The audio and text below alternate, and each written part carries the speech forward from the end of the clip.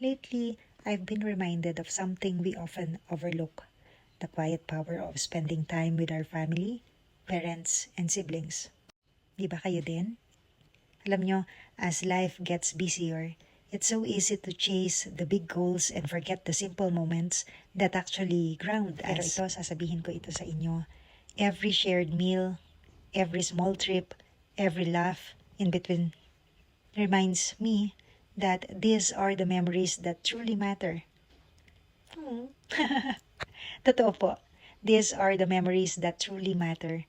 Hindi kailangang magarbo. Hindi kailangang perfect. What matters is being present. Really present. With the people who knew you before the world did. These are to remind myself of the moments that shape me, steady me, and keep my heart full. Because at the end of the day, alam nyo ba? The simplest days with family often become the most meaningful chapters of our lives.